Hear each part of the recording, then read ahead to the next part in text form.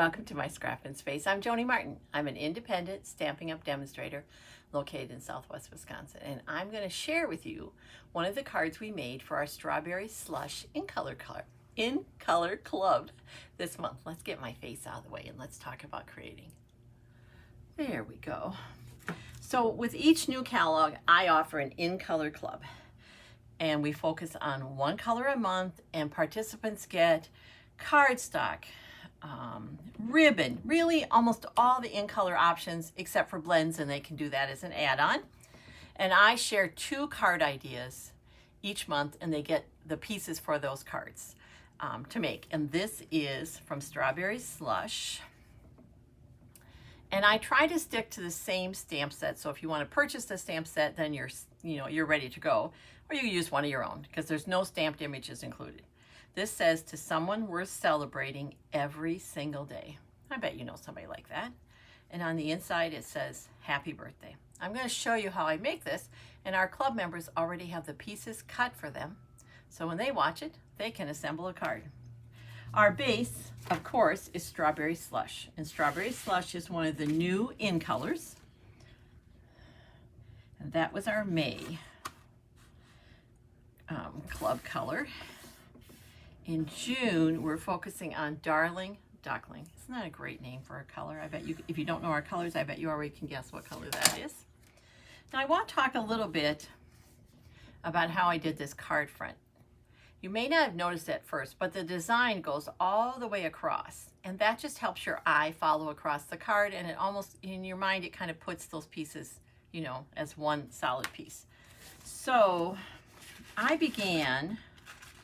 have lots of pieces in here, with a piece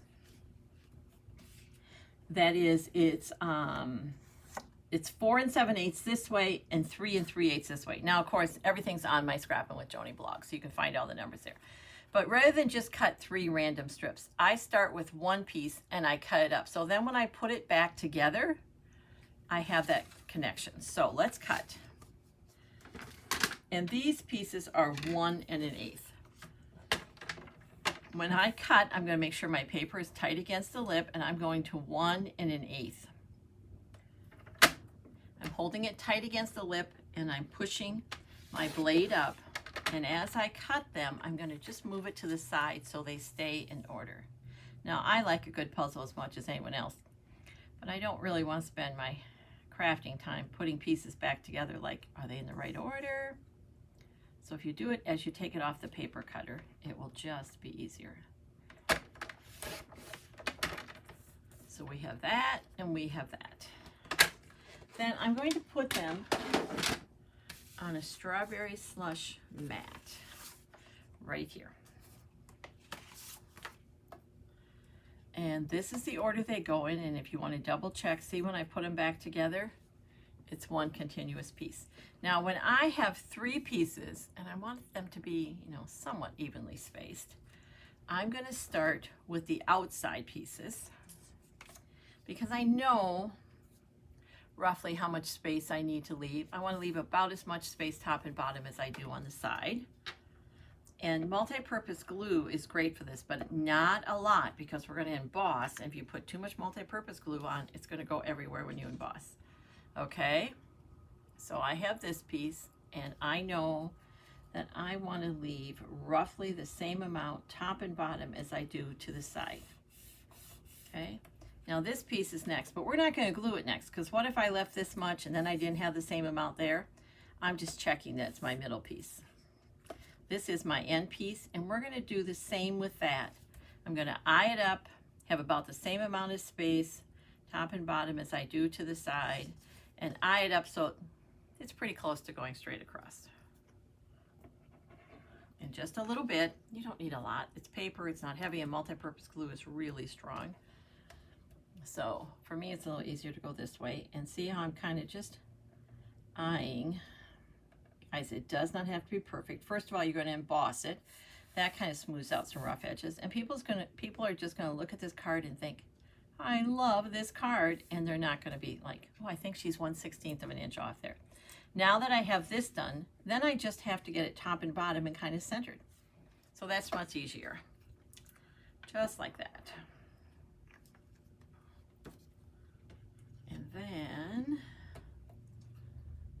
gonna go here. I like to give people in my In Color Club some ideas of how to use the supplies they're getting. This paper pack actually has all of the In Colors in it, so they'll be seeing a lot of cards made with this. Each month I try to do one card that involves some of our designer series print, and another card that maybe uses our more solid colors or the 6x6 designer series, the 6x6 papers that come in all the color families.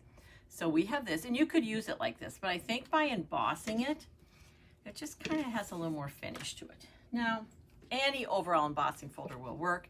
The people getting the kits did not have theirs embossed because they had to assemble first. So I grabbed So Swirly. It's a wonderful background.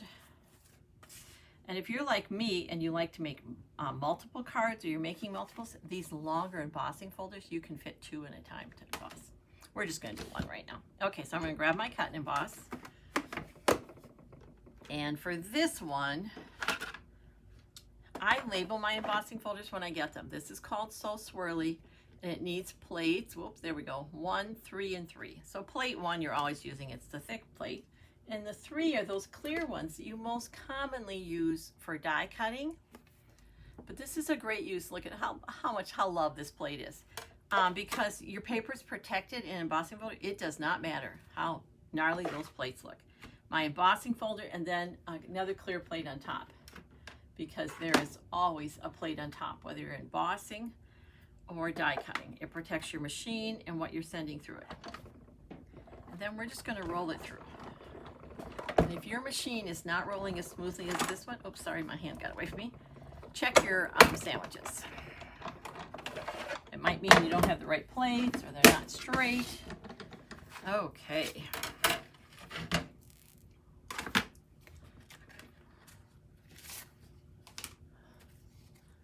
Look at that. Can you see that embossing? Just one little thing. Then, before we assemble, we're going to add the ribbon. So in Color Club, they get a roll of ribbon for the whatever color month it is. This is beautiful stuff. It's easy to knot. It's easy to attach. Like, wonderful. So I'm going to wrap this around and then knot it. And my rule of thumb roughly is, if I'm making a knot, 3 inches. If I'm making a bow, 4 times around, not 3 inches, 3 times around. So that's 4. This is roughly 4 inches wide. 3 times that is 12. Let's just do a little cutting here. And we're going to attach that. Now, you can put it wherever you want in the card. I have it, for me, relatively high because I want I didn't want this too low on the card. But really, you can just eye it. But what you want to remember is we're going to put a little sentiment over there. So we're going to knot it on this side. And see right here, guys, there's no way I can knot that. That's too small a piece. So we're just going to go again. And there we go. That's going to work. Now,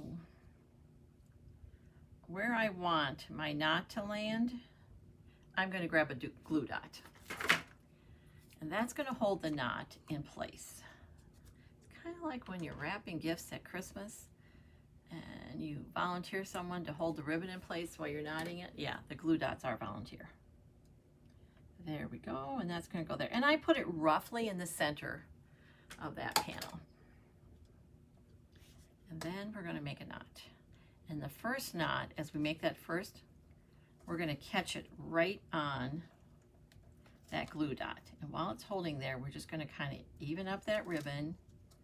And then what you don't want to do is pull so tight. See, when I pull this tight and my card is, you want the card to stay flat, cardstock flat. And then we're going to do one more knot. Just like that. Then I'm not going to trim this. Obviously I'll need to, but until I get it on the card base, so then I can kind of see where it's going to land. Now the other thing I'm going to do is grab those glue dots again. I want that ribbon to lay flat on there. So here's what we're going to do. There we go. All right, we're going to attach it to a white mat. which is a standard 4 by 5 1/4. But when you, I mean, you could put that right on your card, but that white just kind of emphasizes the white in here. It's going to repeat the white in your label. And this is an embossed surface. So I'm going to use multi-purpose glue.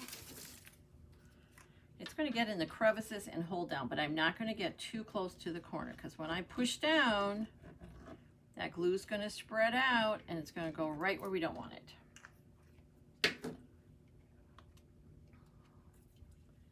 So that's going to go there. And this is why I like multi-purpose glue, because I can move it. I didn't have that. I don't have this. In no one's definition of straight would we call this straight. There we go. Much better. It's a very narrow mat, but I like that look. You certainly could cut it so you didn't have as narrow a mat. There we go. Now let's put that on our strawberry slush card base. I'm now doing flat paper to flat paper, so I can grab my favorite Seal Plus tape runner.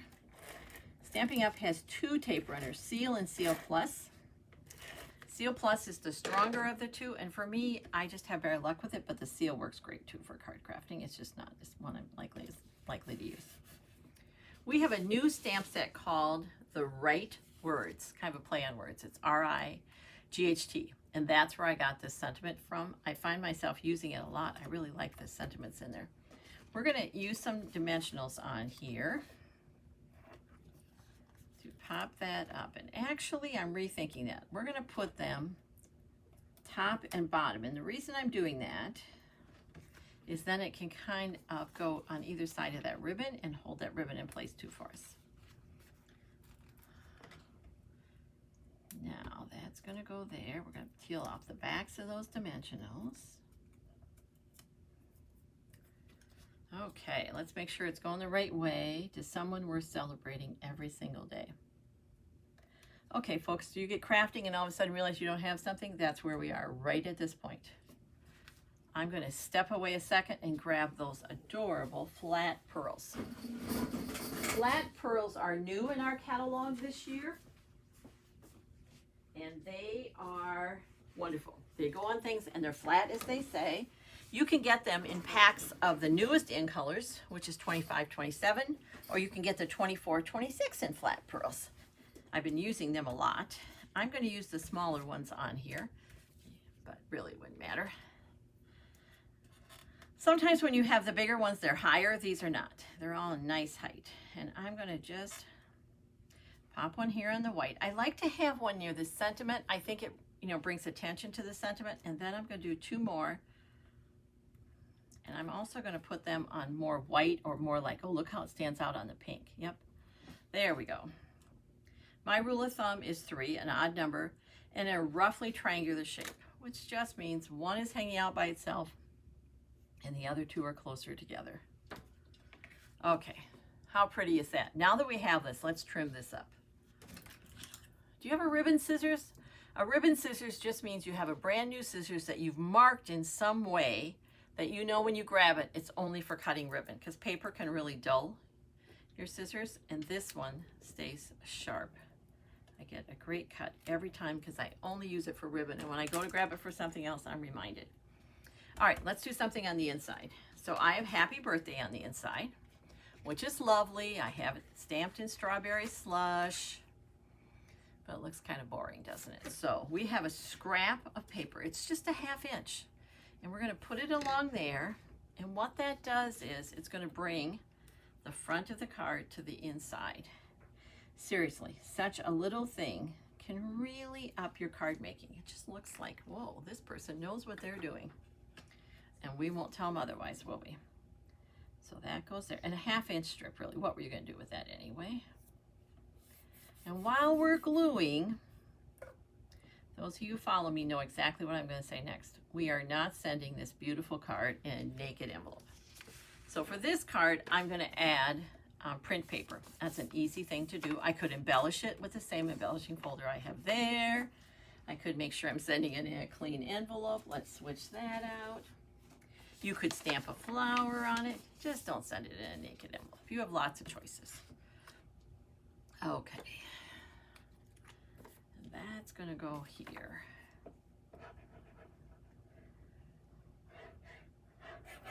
Just like that. This has an up and down to the print. So like this is the way you'd look at it. You're not going to look at the flowers upside down, right? So this is the top of the paper. This is the top of the envelope flap, and that's how you're going to do it.